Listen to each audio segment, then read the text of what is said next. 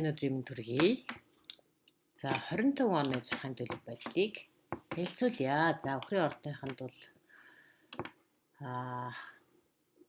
25 он бас нэлээд сонирхолтойгоор эхэлж байгаа юм байна. Яг тэгвэл одоо уран гэдэг гариг таны 1-р гэрээс 2-р гэрлөө шилжиж байгаа. Нэг юм үйл явц болж байгаа юм байна.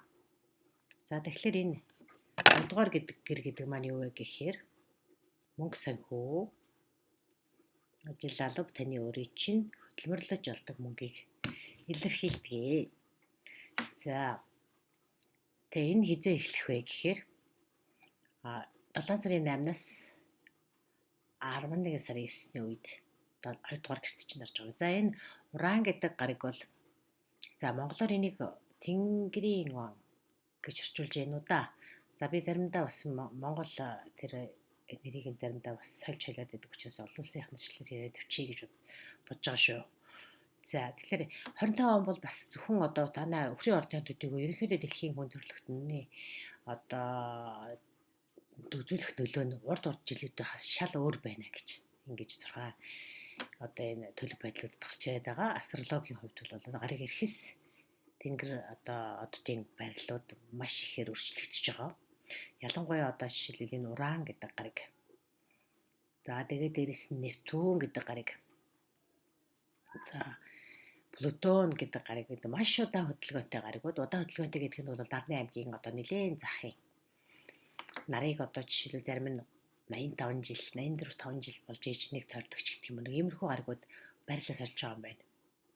Тэгэхээр энэ гариг иргэсийн байрлал сольж байгаа энэ үйл явц бол хүн төрөлхтөнд бас дэлхийн хүнд үзүүлэх нөлөө янз байна гэж.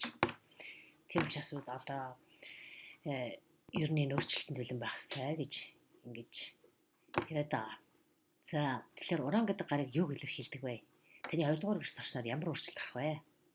Гэх юм бол за энэ бол аяга цахилгаан мэт одоо тийм тэнгэрийн ванч гэж нэрлэж байгаа ч гэсэн бас тэр утгатайгаар нийцэж байгаа хэл та аяга цахилгаан мэт тийм хурц одоо маш гів гинти тийм өөрчлөлтүүдийг илэрхийлдэг. За тэгээд дээрэс нь гинтийн энэ өөрчлөлтүүд мэдээж бас хүнд гинти юм гэдэг бол бас заримдаа таагүй заримдаа маш таатай энэ өөрчлөлтүүд орж ирдэг шүү дээ. Тэгэхээр таны мөнгө санхүүгийн салбарт бол ийм олон төрлийн сонирхолтой үйл явдал болох. За өнгөрсөн он жилүүдэд өөрөөр хэлбэл өнгөрсөн 7 жилийн туршид бол таны 1-р гэрт байсан байна. За 1-р гэр гэхээр таныг өөрийн чинь илэрхийлж байгаа. Та өөрөө хэн байх, хэн болчихсон, цаашдаа хэн байх юм.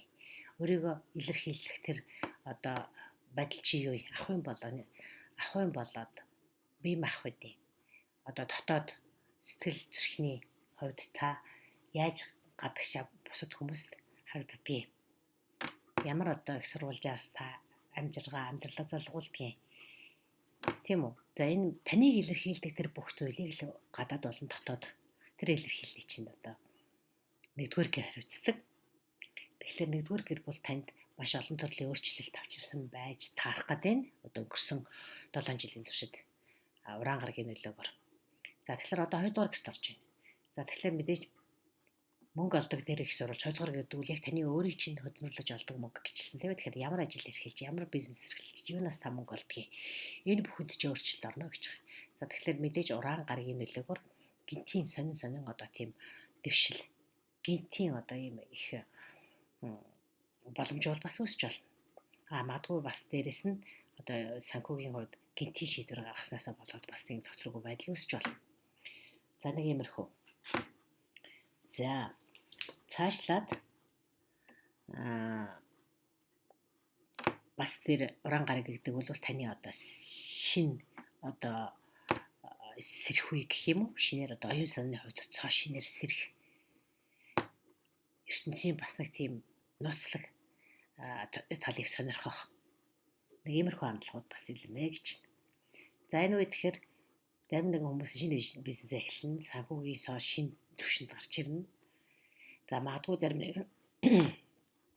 хүний хувьд бол одоо чамайг энэ жилүүдийн хувьд одоо санхүүгийн хувьд барьж хорж байсан. Та ямар нэгэн хүнээс одоо тийм хараалт байдалтай байсан ч гэдэг юм уу те. Ийм байх юм бол одоо тэр тэр одоо барьж исэн хорж исэн тэр уяа хүлээсүүдээс бол сулран чөлөөлөгдөнө. За энэ бол эрхчлөлөг илэрхийлдэг гарыг хил хязгаарыг ингээд алга болгодог. Хязгааргүй эрхчлөө боломжуудыг танд ойлгодог. Энэ утгаараа бол танд маш олон сонирхолтой үйл явдлууд өрнөхнэ гэж. За тэгээд ингээд 7 сарын 8-аас 11 сарын 9-ний хооронд 2 дугаар гэрт орчоо. Тэгээд дахиад нааш цаашаа бас жоохон шилжилт хөдлөө хийж явж хагаад 26 оноос эхлээд 26 оны 4 сараас эхлээд бүрэн таны 2 дугаар гэрт шилжээд тэндээ бүтэн 7 жил байрлана. За тэгэхээр энэ олон гариг хэрэгсүүдийн дундаа одоо удаа хөдөлгөөнтэй гаригууд байрлал солино гэдэг нь маш их тийм бужигнаан гэдэг юм уу? Одоо тийм нэгэн үеийн бужигнаан одоо бас тийм 50 бас байдлыг бий болгодог байж тарах гэдэг шүү дээ. За тэгээд тэнд байрлалаа одоо шилжиж сольсны дараа бол тухайн байралтаа нэлээд олон жил байдаг болохоор тэр тухайн одоо гэрт ирэх шиг тэр үйл явдлуудад бол шинжилгээ өөрчлөлтүүд өрнөд явах нэ. 26 онд илүү одоо доктортойгоор болоод 25 он бол дөнгөж эхлэлтүүдийн энэ өөрчлөлтүүд явагдах нэ гэд ойлгочих болох юм шиг байна. За дараагийн нэг гариг бол маш том одоо аз завшаан өсөлт, дэвшил, хөгжил, өргөжих, тэлэх энэ бүх процессыг хариуцдаг бархас байд гариг. За Юпитер гэж нэрлэгддэг бархас байд гариг. За энийг бол зарим одоо жишээлбэл Ведийн сурхаад энийг бол одоо таныг одоо оюунлаг талаараа хөгжигдөж чинь тус болдог тэр багш гүрүү гэж нэрлэдэг. Энэ одоо гаригтай холбож тайлбарладаг. За барууны сурхаад бол энийг одоо санта хүмүүст бэлэг тараадаг тийм ээ. Дандаа сайхан сэтгэлтэй. Энэ одоо тэрийг бол одоо Юпитер гаригтай холбож тайлбарладаг. За тэгэхээр энэ сайхан сэтгэлтэй энэ одоо гөмөр энэ сайн бүхнийг ивент итгэдэг энэ гариг таны 3 дугаар гэрт орох нь. За 3 дугаар гэр гэхээрээ бол харилцаа холбоо. Ерөнхийдөө чиний харилцаж байгаа хүрээ өөрчлөгдөх нэ гэж тэлнэ гэсэн үг. Илүү тэлнэ. За магадгүй зарим нэгэн хүн илүү одоо гадаад хэлийг маш сайн эзэмшснээр та зөвхөн төрөлх хэлээр бас дахиад өөр гадаад хэлээр ярина гэдэг чинь та дахиад таны харилцаатай хүрээ чинь цоошин төвшөнд гана л гэсэн үг. За магадгүй зарим нэгэн хүмүүс нь бол одоо сонирхол нэгтэй, үзэл бодол нэгтэй хүмүүстэйгээ холбогдож тэдэртэй одоо байнгын сонирхолтой одоо харилцаа холбоо үүсгэх юм боломжтой гэж үзэж байна. За өөр нэгэн бас нэгэн сонирхолтой зүйл нь нэг чухал хүнтэй танилцаад энэ нь таны амьдралд одоо маш одоо эерэг талаар нь нөлөөлөх. Юуны төлөө одоо жишээлбэл Юпитер гаригийн нөлөөнд ор байгаа билээ. Юпитер гариг гэдэг нь дандаа өсөлт дэвшилтийг илэрхийлдэг гэсэн шүү дээ. Тэгэхээр энэ иймэрхүү боломжууд олдох нэ гэж. За тэгээд энэ санчир буюу Юпитер гариг бол 2.5-аас 3 жилийн хооронд нэг параллелтай байдаг. За 3 дугаар гэрлөө одоо 3 дугаар гэрлөө нэг ороод нэг одоо гарч яваад ингэж шилжиж явсаар хагаад 26 оны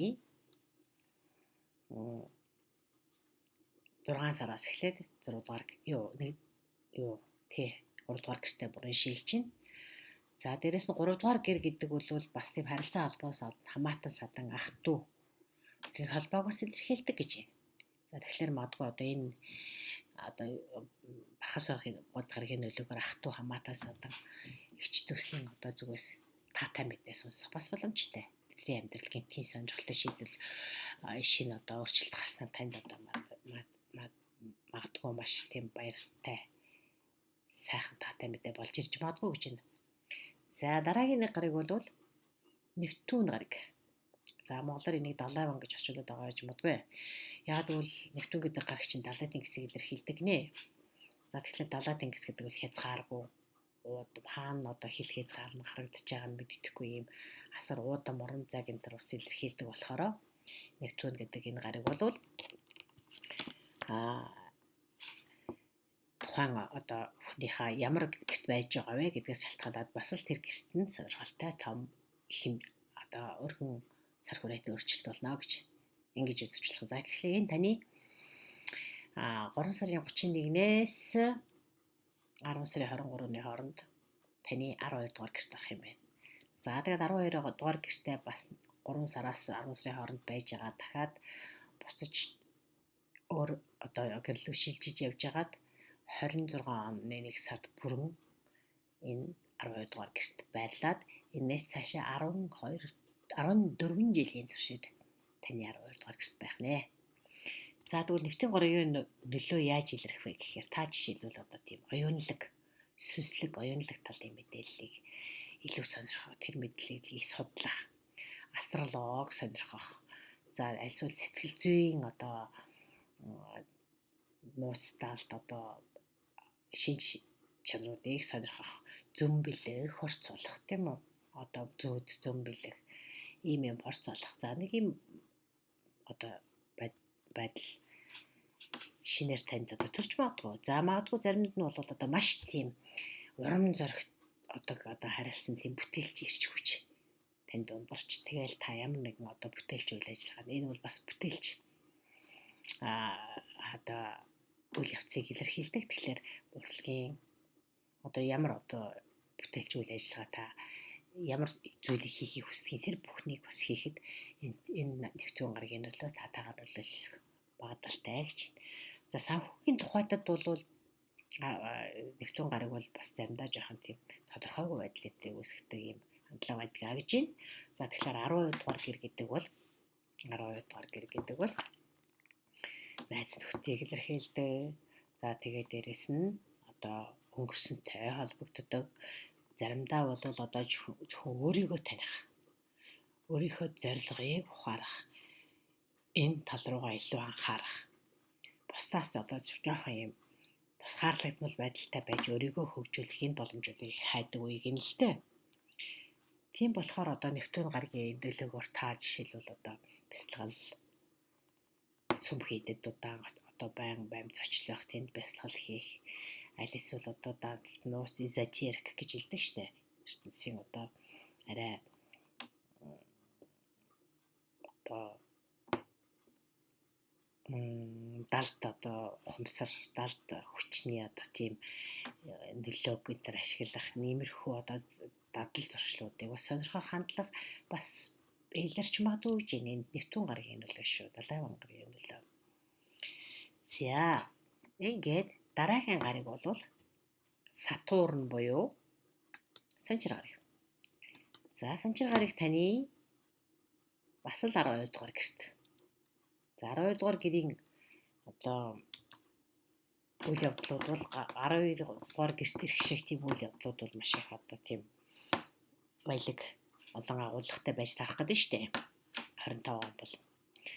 За тэгэхээр 5 сарын 26-наас 9 сарын 8-ны хооронд таны 12 дугаар гэрт орно. За тэгээд дээрэс нь бас нааша цаашаа энэ гараг ирэхсүүд нэг байрал руугаа орохын тулд шилжилт хөдөлгөөн хийж бас нэлээд 23 сарын хугацаанд нааш цаашаа явдсан байна л та. Шилждэг юм байна. За ингэж явж байгаа 26 онд бол бүр бүсэн таны 12 дугаар гэрт бүтэн 3 жил байна. За 3 жил гэдэг бол бас дээрх тэр одоо 7 жил, 10 жил, 14 жил энэ төр гэсэн нэвтүүн уран гарагийн бодвол арай бага. Гэвч 3 жил гэдэг бол нэгэн тодорхой ажлыг эхлээд үр дүнгийн үзэх юм бас хангалттай хугацаа тийм. За тэгэхээр Сатурн гараг бол дандаа хатуу чанга сахилгат дүрм жормыг барихыг шаардах. Хэрвээ холбоо харилцаа одоо үүсгэсэн бол тэр нь одоо юм бат бэх уртудаан үргэлжлэхийг ингээд одоо шаарддаг гэх юм уу? Эсвэл одоо шажиргын нөлөөнд дор үүссэн одоо харилцаа бол нэлээд уртудаан үргэлжлэх юм хандлагатай байдаг энэ төр гэж үзээд идэгий. За тэгээд мэдээж 12 дугаар гэр болохоор одоо гадаад оронд аялах, иргэн шил хүсэх. За эсвэл одоо юу гэдгийг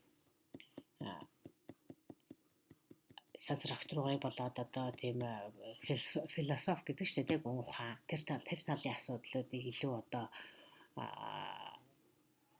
тууштайгаар гэх юм уу Санчир гарагийн нөлөөгөөр нэлээд хариуцлагатайгаар ч гэдэг юм тууштайгаар одоо судалт мэдэх.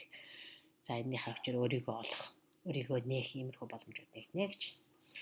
За дээрэс нь өөр одоо жишээл 12 дугаар гарагийн бас нөлөө бол буйны үйл, сайн санааны үйл энтерт бас өөрийгөө зориулахын бас боломжууд нэг сонирхол төрж тэр зүг рүү явж бас магадгүй гэж байна.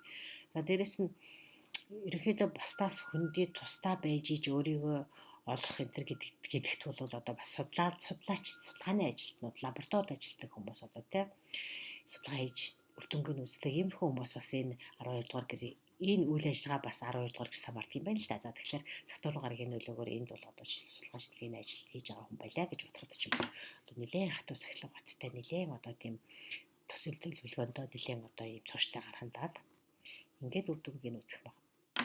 Хандлага байж болно гэж байна. За эзотерик мэдлэг одоо далд хүчний одоо зарим нэгэн зан үйлийг мэдэж авснаар өөрийгөө одоо өрөөлжүүлэх бас эмчлэх энэ ийм эрдэм мэдлэг гэх юм уу?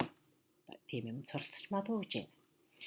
За дараагийнх нь за өөр нэг сонирхолтой үйл явдал бол 17 дугаар сар биш 8 дугаар сард Сатурн буюу Санчир гарагч нь нөгөө Нептун гарагтайгаа нэгдэх юм байна. За хоёр гараг нэг дор орж нэгэн одоо гэрт давцаж орж ирнэ гэдэг бол тухайн гэрүүдийн үйл ажиллагааг илүү идэвхтэй болгодог. Тэгэхээр дээр дурдсан одоо гадаад оронтой холбоотой, өнгөрсөнтэй холбоотой, өөрийгөө хөгжүүлэхтэй холбоотой үйл явдлууд илүү идэвхтэй болно л гэсэн үг. За магадгүй энд бол зарим нэгэн хүмүүс бол одоо урт удаан хугацааны жилийн туршид нэг одоо чухал хүсэл мөрөөдлийг биелүүлэх гэж урт удаан хугацаанд ботсон бол энэ боломж нь одоо 18 дугаар сараас эхлээд одоо биелэлээ олох ийм боломжтой байж магадгүй гэж байна. За тэгэхээр Сатурн буюу Санчир гараг яг энэ 12 дугаар гэрт хэдийд байсан бэ гэхээр 12 жилийн өмнө байсан юм байна. За 12 жилийн өмнөх үйл явдлуудыг хэрвээ та бүхэн санаж байгаа бол тэр үед ямар өөрчлөлт орж ирсэн? Одоо дахиад 12 дугаар гэрт орж байгаа нь тэр 12 жилийн өмнөх өөрчлөлтөөс юугаараа ялгаатай байх нь вэ? Аль хэсгтэрээ дэвшил гарч ийн, аль хэсгтэр нь одоо жишээлбэл хуралдч гэдэг юм уу эсвэл жоохон алдаа гарсан байж вэ гэдгийг бас хянах боломжтой. За дээрэс нь ерөнхийдөө бол энэ гариг иргэсүүд нэг байрлалаас нөгөө байрлал шилжээд эргээд одоо зарим нь 10 хэдэн жилийн өмнө, зарим нь 20 хэдэн жилийн, зарим нь магадгүй 30 жилийн өмнө байсан байрлал эдрийг хэлээд байгаа шүү дээ. Тийм учраас энэ үед болж байгаа үйл явдлуудыг та эргэж харна гэдэг бол та нэг ёсонд судалгаа шинжилгээ хийж байна гэсэн. Тэгэхээр иймэрхүү зүйлийг сонирхдаг хүмүүс бол ерөнхийдөө юу гэдгийг нэлээд тийм шинжээч тийм анализ одоо шинжилгээ хийх тийм чадвартай гэх юм уу сонирхолтой юм хүмүүс байдаг. Тэгэхээр 12 жилийн өмнөх үйл явдал гэж хэлж байгаа бол тэр үед юу болсон бэ гэдгийг бас эргээд харчихад сонирхолтой дүгнэлт гарч ирж болох юм аа гэж. За дараагийнх нь гараг бол нөгөө дайнч, тэмцээнч, тэмцэгч, зөрчил тэмцэлтэй, гэтээ эрч хүчтэй Марс гараг. Марс буюу ангараг гараг. Монголчууд ангараг гэж нэрлэдэг. За энэ гараг таны 3 дугаарт 1 сарын 7-оос 4 сарын 12-ны хооронд орж ирэх нэ. За Марс ангараг гараг бол өнгөрсөн одоо 12 дугаар сараас эхлээд ретро хөдөлгөөнд байгаа, ухрах хөдөлгөөнд байгаа. За тэгэхээр ухрах хөдөлгөөнд байгаа учраас юу хийж болохгүй вэ гэхээр мэдээж ухрах хөдөлгөөний үед хийж болтгүй зарим нэгэн одоо зүйлүүдийг асар тогтч зөвлөдөг штэ. За тэгэхээр мэдээж цоо шин бизнесийг эхлэхийг бол жоохон гацнараа гэдэг. За тэгээд дээрэс нь мэдээж бас одоо гоо сайхны мессежл борч гэдэг юм уу тиймэрхүү зүйлийг бас жоохон ойшлуулаарай гэдэг. За их хэмжээний мөнгөнд хөрөнгө оруулалт хийх ч гэдэг юм уу иймэрхүү асуудал бас боломжтой андараа гэж хэлдэг. За тэгэхээр таны 3 дугаар гэрт байгаа болохоор харилцаа холбоонд эргээд за юу хийвэл сайн бэ гэхээр хуучин өнгөрсөнд хийж бүтээж байсан зүйлүүд эсвэл хилцэж тохирсон гэрээ хилцэл эдрийг бол эргэж харахад сайн. Дахиж сайжруулах, дахиж сайн. Ер нь энэ гараг иргэсүүдийг ухрах хөдөлгөөр ретро хөдөлгөөн гэдэг бол дандаа хийсэн алхмуудаа эргэж харах, дахиж сайжруулах, алдаагийн залруулах, өнгөрснөөс одоо алдаа байсан бол тэрнээс суралцах юм хөө боломжийг олгодог гэж би ойлгодог. За тэгэхээр 2 сарын 24-ний хүртэл бол ангараг гараг ухарч байгаа учраас одоо дээрх үйл явдлуудыг санаад очиж болно. За тэгээд дээрэс нь одоо ухрах хөдөлгөөний нөлөөгөөр зарим нэгэн үйл ажиллагаанууд, зарим нэгэн харилцаа холбоо жоохон удаашрах юм хандлагатай. За тэгээд 4 сарын 19-ноос эхлээд бол ингээд урагшилж эхэлнэ. За энэ үед бол та бүхэн за 3 дугаар гэрт хариуцж байгаа учраас та одоо шинэ техник, технологи эзэмших, сурах тухай одоо курс сургуультанд явах, диплом, сертификат авах ч гэдэг юм уу. Эсвэл одоо Марс гараг гэдэг чинь одоо тийм идэвхтэй маш эрч хүчтэй байдлыг илэрхийлэх, энерги эрч хүчийг илэрхийлэх, дээрээс нь зоригтой алхмыг илэрхийлдэг. Тэгэхээр одоо харилцаа албаны чинь 3 дугаар гэрт орж иж байгаа учраас одоо жишээлбэл нэг тийм урд өмнө хийх гэх юм уу, эсвэл одоо чадахгүй байсан тэр зүйлийг хийхэд урагшаа халахах тийм зоригтой түлхийцээ, зоригтой тийм алхам хийх тийм боломжууд энэ гарч иж магадгүй гэнэ л дээ. За нэг юм байна. За дараагийн гариг бол цолмон гариг. Азийн цолмон гэж ярьдаг. За олон улсынх нь нэр томьёогоор бол Венус. За Венус буюу Азийн цолмон гариг юунд ямар нөлөөтэй, танд ямар хуу ортонд байна вэ гэж. За цолмон гариг 2 сарын биш ээ 3 сарын 2-оос эхлээд 4 сарын 13-ны хооронд таны 12 дугаар гэрт дахиад 12 дугаар гэрт таны 10 дугаар гэрт бол маш олон гаригууд орж гарч явж байна тийм ээ. За бас энэ цолмон гариг ухрах хөдөлгөөнд байгаа. Ретро хөдөлгөөнд байгаа. За Венера буюу цолмон гариг маань гой сайхныг илэрхийлдэг. Хайр дурлалыг илэрхийлдэг. Урлаг, уран сайхан одоо тэгээд хүмүүст одоо тийм урам зориг, итгэл, урамшил, хайрлалтай тэр бүх үйл ажиллагааг Венера гараг ивэдгээ гэж үздэг. За тэгэхээр ретро хөдөлгөөн буюу ухрах хөдөлгөөнд байгаа үед бол за мэдээж гой сайхан хайр дурлал энтертэй холбогдож байгаа учраас хайртай хүмүүс урд одоо олон жилийн өмнөх одоо холбоотой байсан хайртай дотн хүмүүс чинь эргэж холбогдох. Нэг юм үе тохиож магадгүй гэж. За тэгээд ретро хөдөлгөөнийхөө үеийг санаад очиход илүүдэхгүй. Жишээлбэл энэ үед бол мэдээж гой сайхны мессеж хэлбэр хийгээд хэрэггүй гэдэг. За их хэмжээ ерөнхийдөө бас тийм томоохон хэмжээний хөрөнгө оруулалт эвзийг бол ретро хөдөлгөөнд бас хийгээд хэрэггүй, томоохон үнэтэй зүйлийг бас ретро хөдөлгөөн одоо жишээл гоёл одоо юу гэдгийг те гой сайхантай холбоотой томоохон тийм одоо худалдаа авалтуудыг бас хийгээд хэрэггүй гэж үздэг.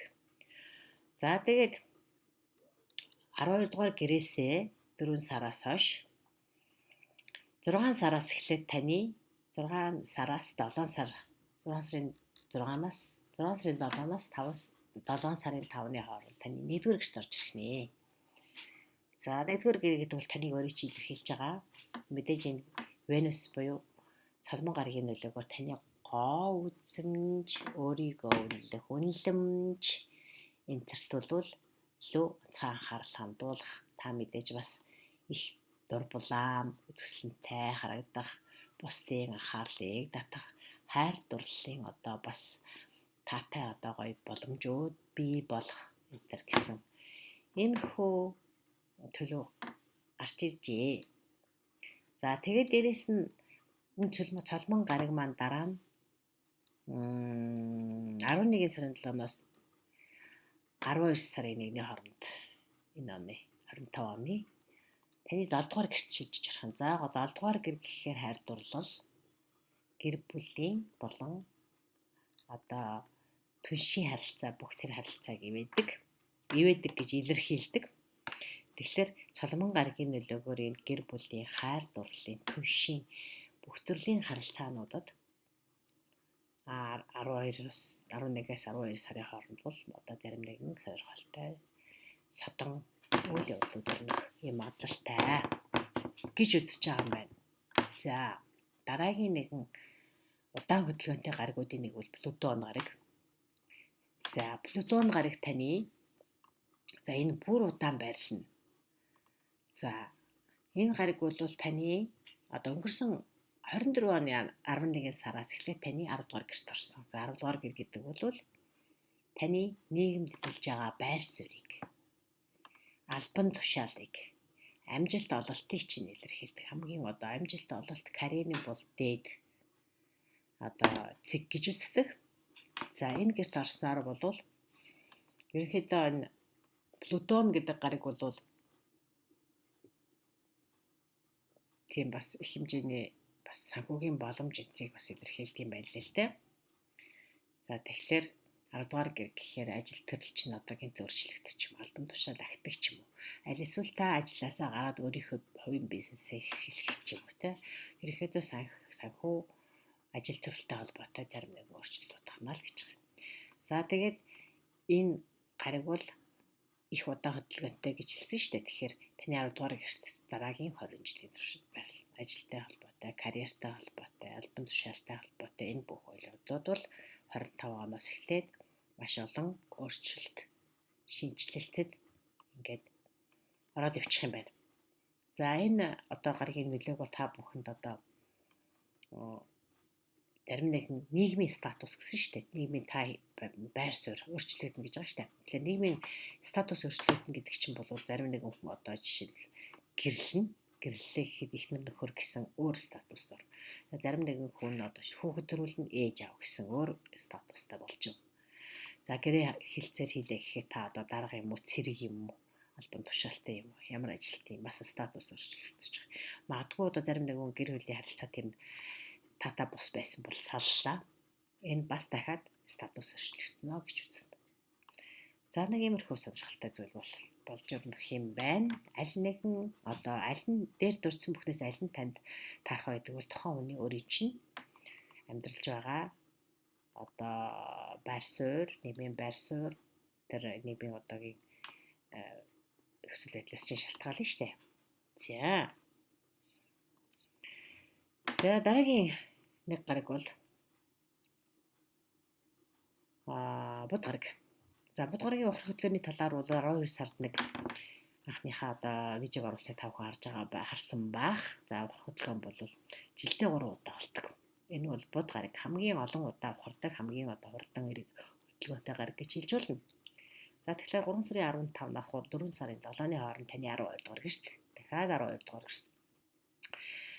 За 7 сарын 18-наас 18 сарын 11-ний хооронд таны 4-р гэж шүү дээ. 4-р таны амьдарч байгаа орон байр, ээжийн чинь байр, чиний өөрийн чинь байр, амьдарч байгаа газар орны чинь илэрхийлдэг. За энэ гэрт. За 11 сарын 9-ноос 11 сарын 29-ний хооронд таны 8 дугаар гэрт орж ирэх нэ. За тэгээд тусын гэрүүдэд ямар үйл ажиллагаа болох вэ? Ямар одоо нөхцөл байдал үүсч ямар өөрчлөлт шинж болох вэ гэдгийг тухайн үед яриад авчих учраас за энийг ингээд орхичээ. За дараагийнх нь бол нэг сонирхолтой зүйл байдаг. Энэ бол кармын занглаа гэдэг нэг юм яриад байдаг болчиход байгаа. За энэ яагаад яриад байдаг гэж байгаа вэ гэхээр кармын занглаа гэдэг энэ зүйл бол Ведийн зурхад илүү хамаатай. Ведийн зурхаа бол энийг маш чухал үйл явдал, маш одоо тухайн энэ одоо ордуудын аль занглаа таны аль гэрт байж байгаас шалтгаалаад тухайн гэрүүдэд маш чухал өөрчлөлтүүд гарнаа. Кармын буюу одоо үеийн үртэй холбоотой те. Сайн үйл хийсэн бол тэр үйл, муу үйл хийсэн бол дахиад тэрнийхээ үрийг авсаал гэсэн үг шүү дээ. Энэ үеийн үр гэдэг чинь. За тэгэхээр энийг карм гэдгээр нэрээ авчуулаарай. Эвтэйг сагдаад байгаа. За карм гэдгээр нэрээ. Тэгэхээр энэ кармын занглаа гэдэг нь юу вэ гэхээр сарны хойд одоо орбитыг одоо тойрох сарны хөдөлгөөний хойд цэг, урд цэг хоёрыг л хойд цэгийг нь раху, урд цэгийг нь кету гэж нэрлэдэг байгаа юм.